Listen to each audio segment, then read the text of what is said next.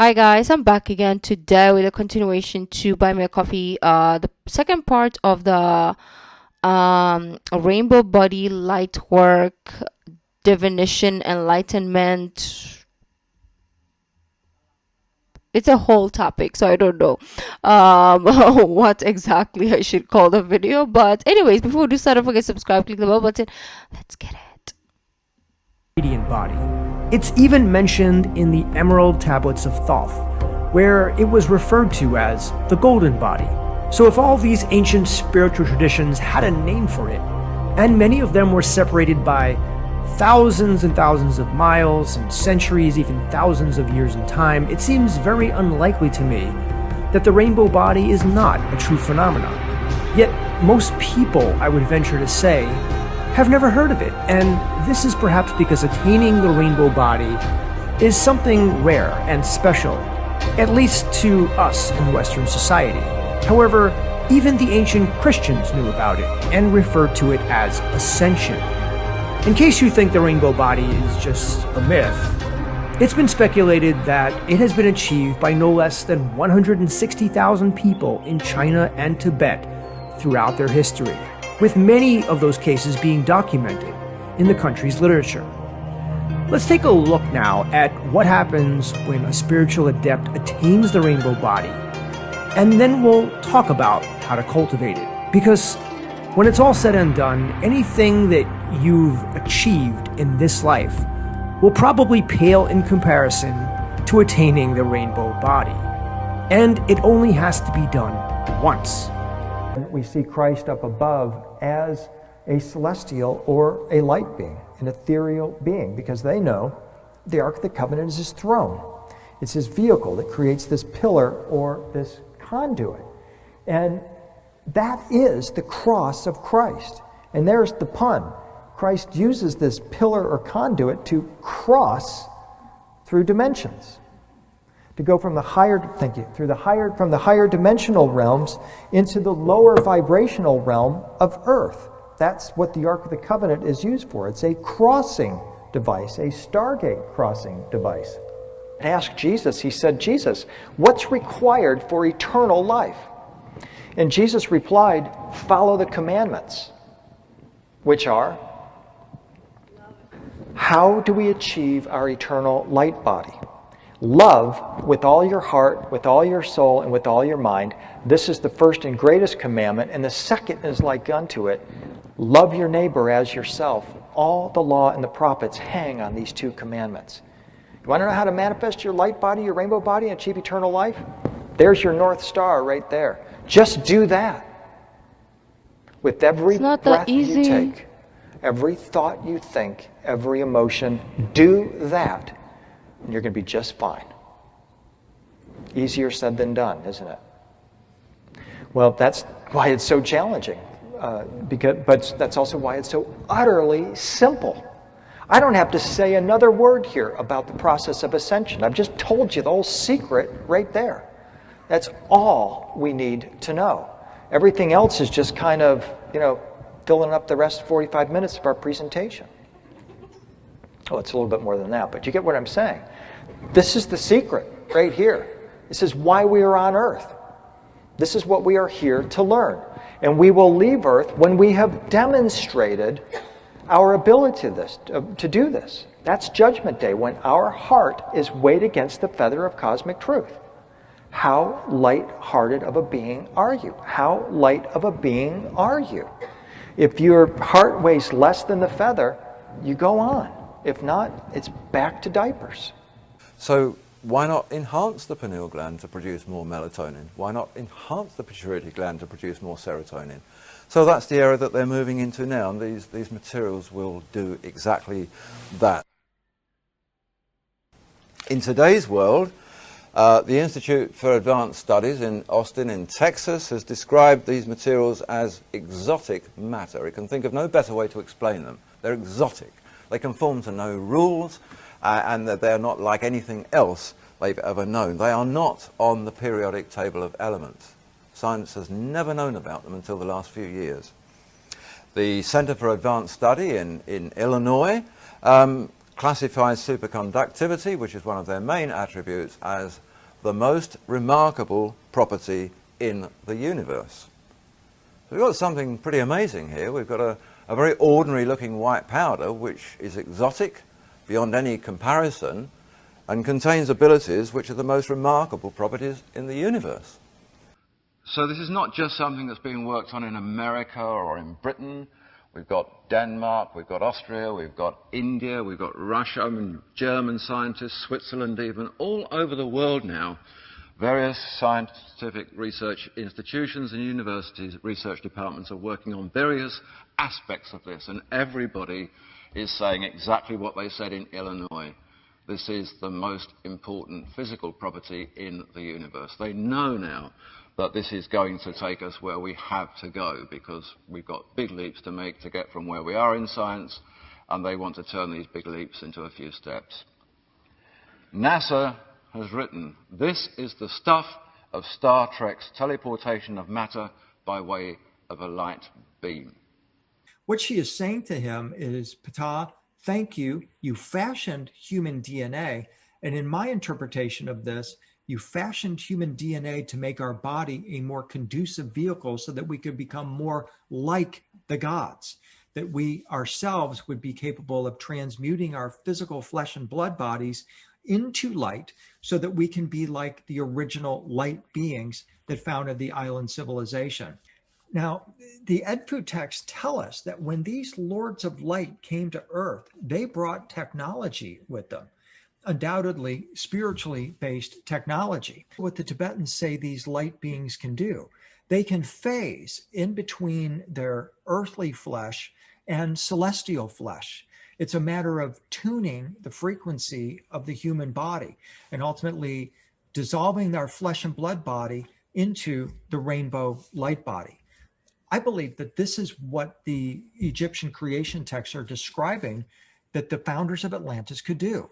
These groups of beings, who later took on the appearance of the bird-headed falcon beings, had the ability as lords of light to phase into the earth plane, phase into physicality, interact with human beings, and then phase back into their higher frequency, purer or perfected light being status. Moses had been up the mountain. He'd come down with the Ten Commandments, and then he broke the tablets because he got terribly angry to see that his brother Aaron had collected all the gold earrings from the Israelites and melted them down and made a golden calf as an idol of worship. And he said, well, that may be the way we used to do things. We don't do that anymore. We have this new culture here that we're part of, and I've just spoken to the Lord of this culture, and we don't worship graven images anymore. And he got very angry. And then it says this, that he took the golden calf, he burnt it with fire, he transposed it with powder, mixed that with water, and fed it to the Israelites. Interesting little story. He took the gold, burnt it with fire, and transposed it into powder. Very interesting. That doesn't work. You heat gold with fire or burn gold with fire, you get molten gold. You don't get powder. Nobody, it seems, thought to ask the question. They use this, it says, to make bread. They could mix it with frankincense, the Bible tells us, and mold little bread cakes, which the most ancient Bible text that we have, the Septuagint, the old Greek Bible, calls bread of the presence, presumably bread of the presence of God or of something important. Shemana means firestone. This is a relief from that temple, another relief showing a bread presentation again.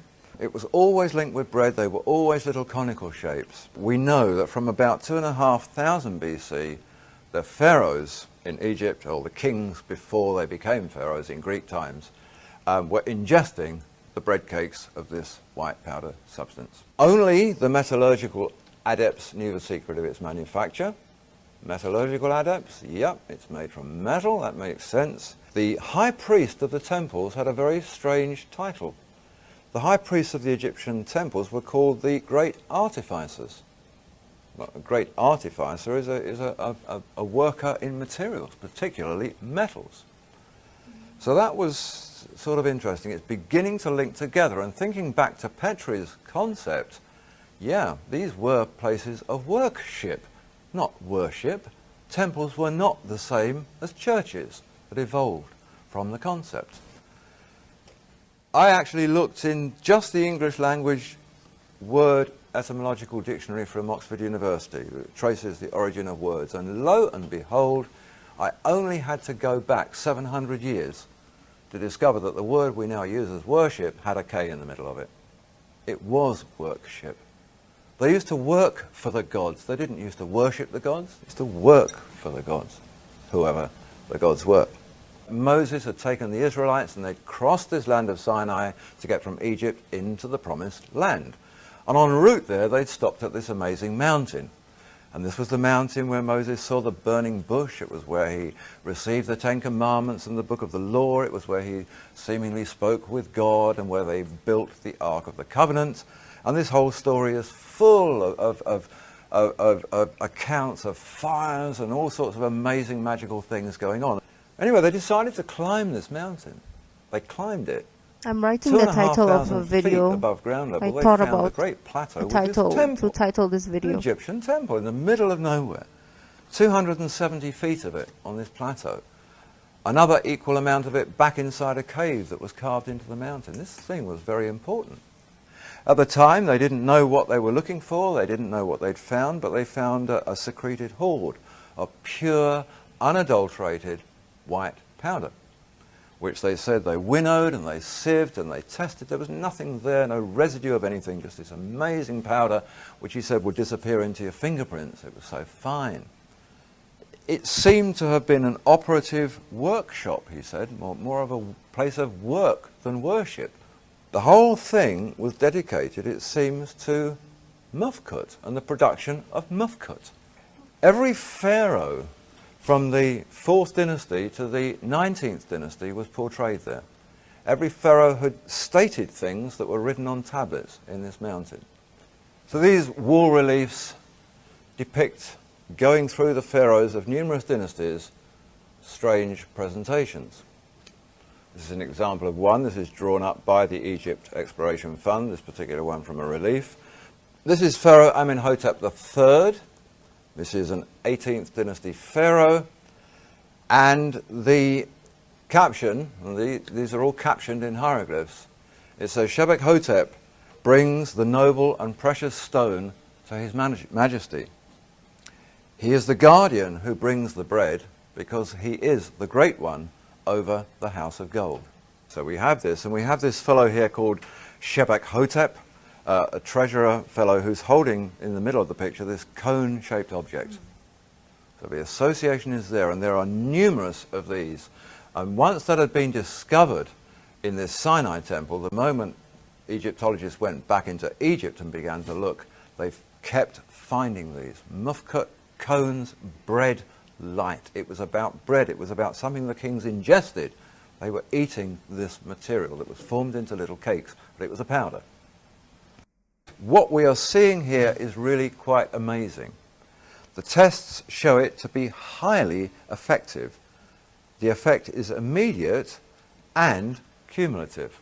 What they do here is to work on brainwave patterns, and they try to synchronize these things, and they found that this material could do it. The theory and the logic behind it is that better balancing between left and right brain produces, and these are their words, a greater intelligence, enhanced creativity, improved mind-body coordination, more agility and less stress. Well, okay, that makes sense. If we're operating as we should be, that's what we should have. But we're none of us really operating as we should be. We're operating with all of this left brain thing going and not too much of the right. Well, here are the charts here. These are just average charts. There are hundreds and hundreds of these. They took everybody's brainwave scans as they were going along. Now, the top chart shows a normal starting base, where, in effect, and this would be any one of us at any moment in time, the brain waves coming off the left side were far outweighing those, the red ones, on the right-hand side of the brain. The effects, they say, is immediate and cumulative. At the bottom is the first immediate effect. What happens is that the left has now contracted back to meet the right, and the right's grown just a little bit, but they've absolutely synchronized. The left and the right brain of this person, and this is the immediate effect, has now begun. And then they say it's cumulative, because what then happens is that it all grows to where the blue one was at the beginning. Quite extraordinary.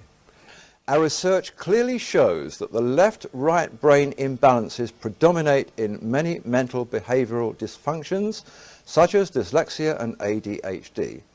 It is our professional opinion that the monoatomic products would be of tremendous benefit in any of these conditions. It is the most obvious answer as a healthy alternative to chemicals that have harmful side effects.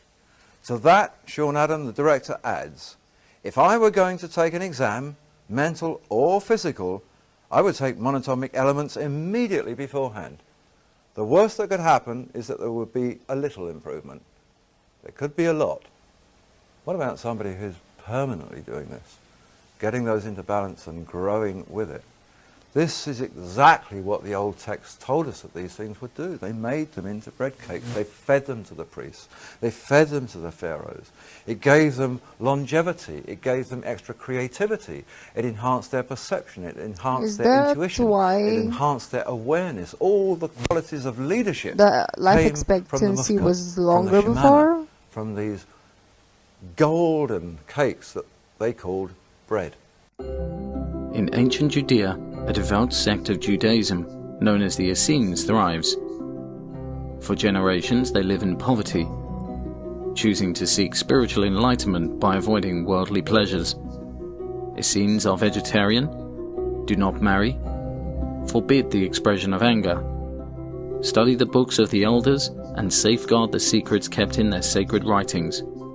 During the Jewish revolt of 66 CE, the Essenes believe that a Roman invasion is imminent, so they hide their manuscripts in the caves outside the city before the Romans burn it to the ground. In 1946, Bedouin shepherds stumble across the hidden scrolls when they throw a rock in a cave and hear a shattering sound.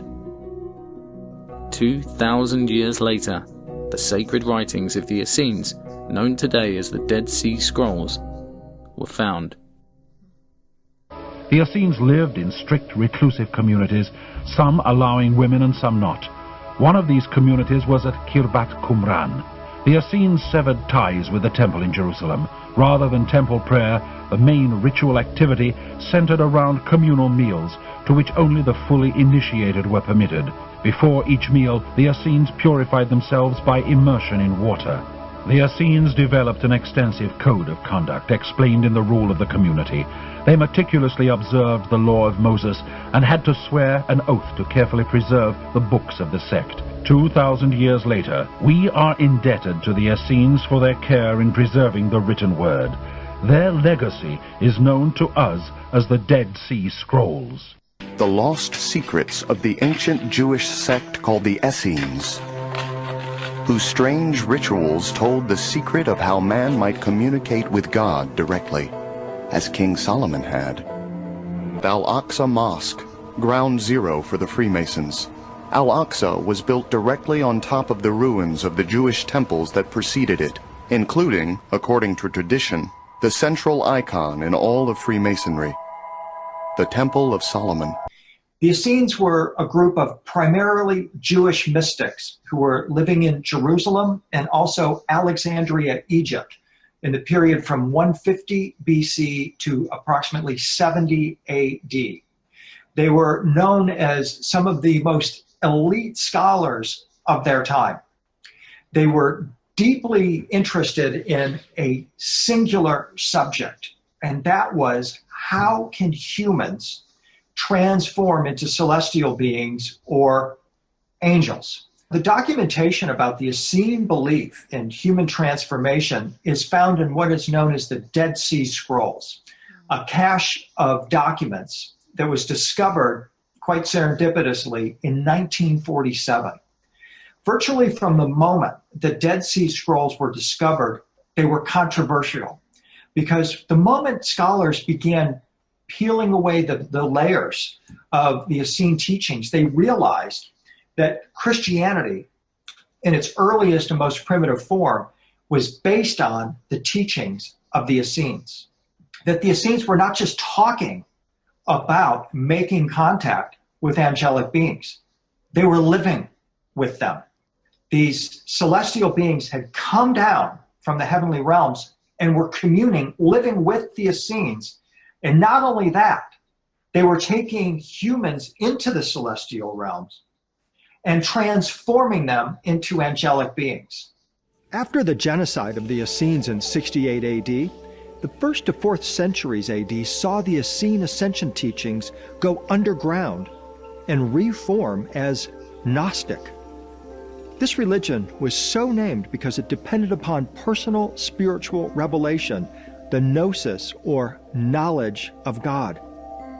Gnosis simply means knowledge, especially of divine mysteries, pointing to the mystical desire of the Gnostics to expand their consciousness beyond ordinary perception and to see beyond the veil. This enables access to the divine realm, and according to some scholars, the mystical path by which the Gnostics attained illumination is mapped and teachable. This means anyone can follow this path. Thanks to the Essenes, now a shift had happened. The Gnostics, practicing what they called Hekalat and Merkabah teachings, now began to emphasize the practice of ascension and seeing God. Through the choices one makes in their life, their spiritual practices, mystical techniques, personal deeds, and inner awareness, one can initiate an encounter with an angel and journey to heaven. Practices like yoga, fasts, diets, cleansing rituals, singing songs, chanting of hymns, prayers, incantations, and repeating the divine name, active visualization, meditation were all used to expand the perception of the Gnostic adept. The effect of these practices included ecstatic trance, a sense of the soul, deep meditation, dream vision, hallucination, crossing into other dimensions, and ultimately, the dissolution of the human into light.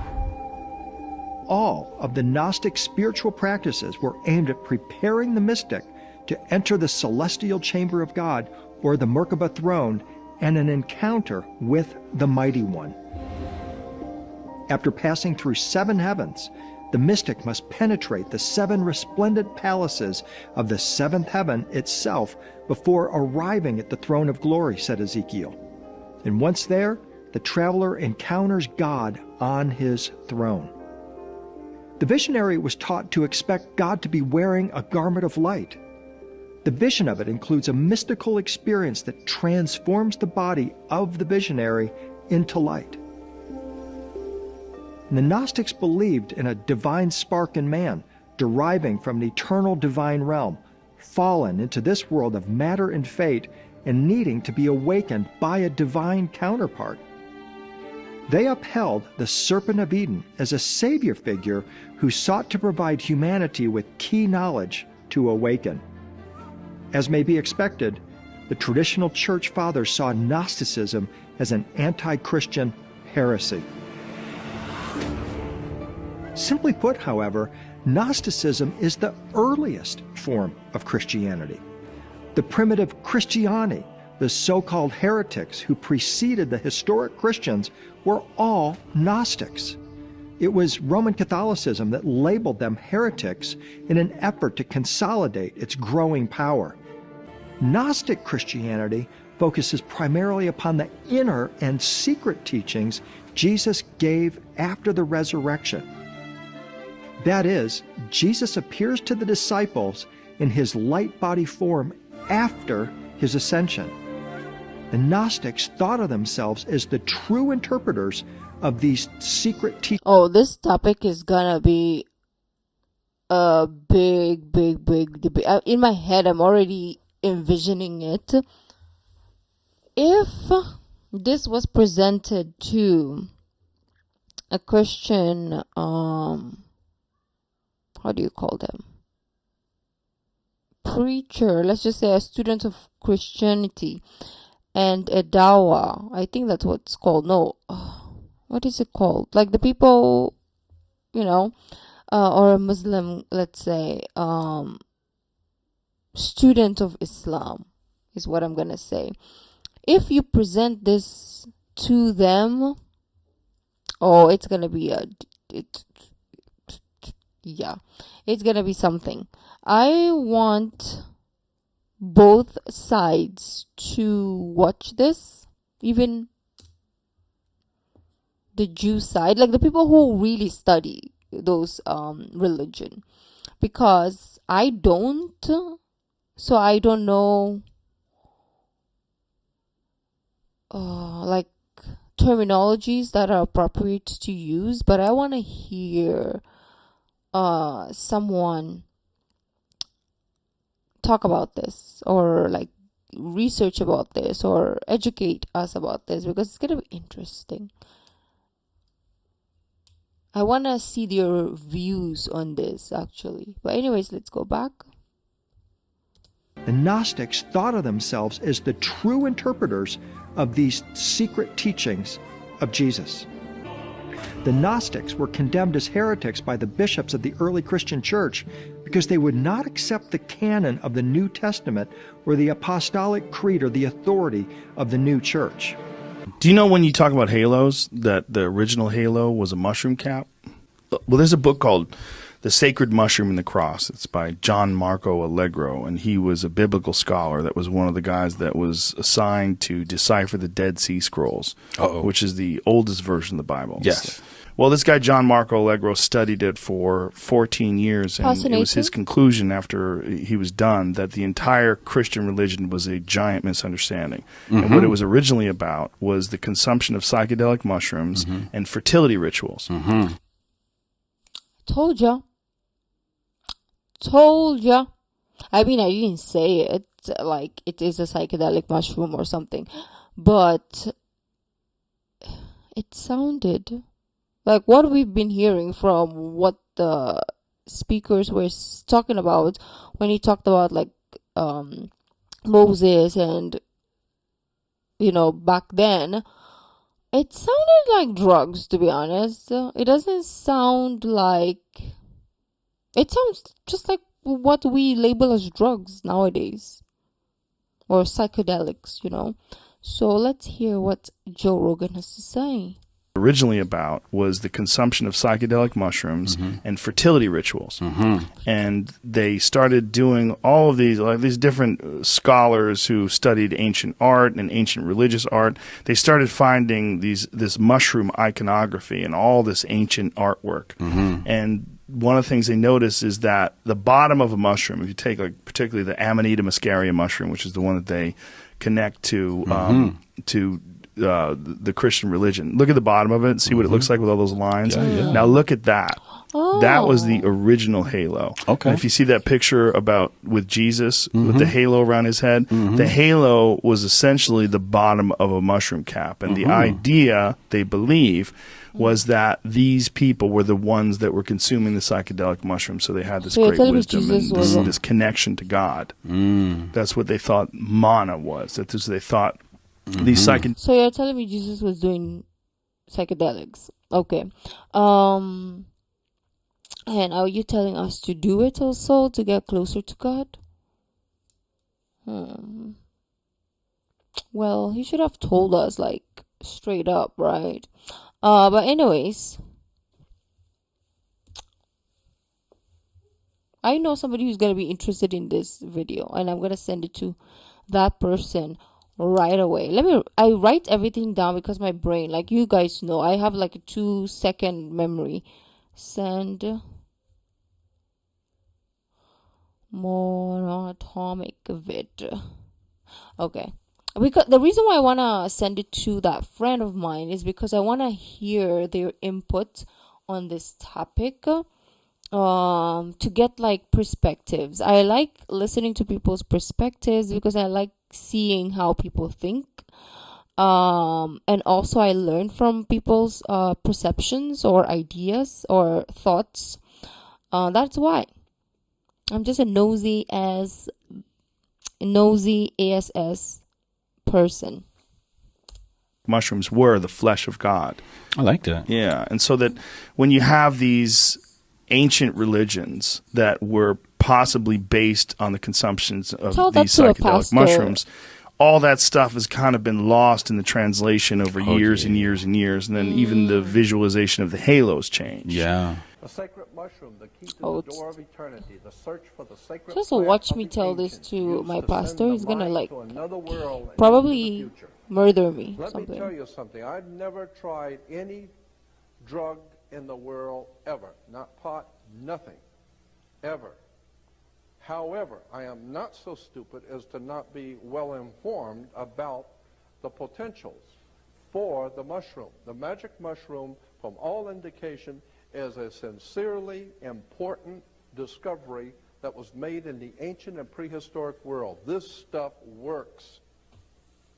The magic mushroom and other hallucinogenic drugs like that do something to the electromagnetic forces in the brain to open up your mind and open up your spirit to all kinds of profound things that you're just totally not aware of.